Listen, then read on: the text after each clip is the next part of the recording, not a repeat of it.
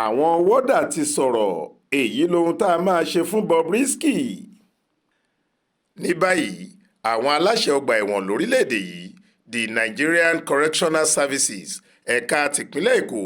ti sọ pé inú ọgbà ẹ̀wọ̀n táwọn ọkùnrin wà làwọn máa ju ọ̀gbẹ́ni Idris Ọlárẹ̀wájú Òkúnnẹ́yẹ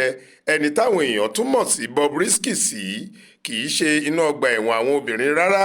nítorí pé òun fúnra rẹ̀ jẹ́wọ́ ní kóòtù pé ọkùnrin pọ́nbélé òun kì í ṣe obìnrin. Ẹ̀wọ̀n oṣù 6 péré ni adájọ́ ilé-ẹjọ́ tí wọ́n fojú Bobrisky bá lọ́jọ́ Ẹtì Friday ọjọ́ 12 oṣù kẹrin ọdún yìí sọ ọ́ sí pé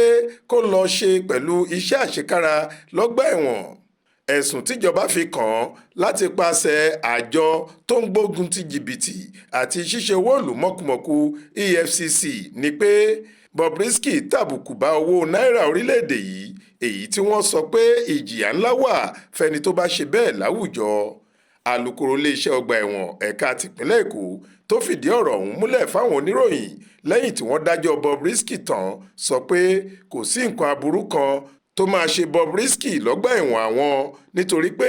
àwọn máa pèsè ààbò fún un ní gbogbo ìgbà tó fi máa wà lọ́gbà ẹ̀wọ̀n ọ̀hún tí aburú kan kò sì ní wáyé sí i rárá. Ó ní kò sídìí méjì tá a ṣe máa jù sẹ́wọ̀n ọkùnrin ju pé ní gbogbo àsìkò tó fi ń jẹ́jọ́ nílé ẹjọ́ ọ̀hún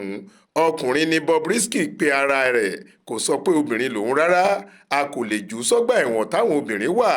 ọgbà ẹ̀wọ̀n táwọn ọkùnrin wà la máa jù sí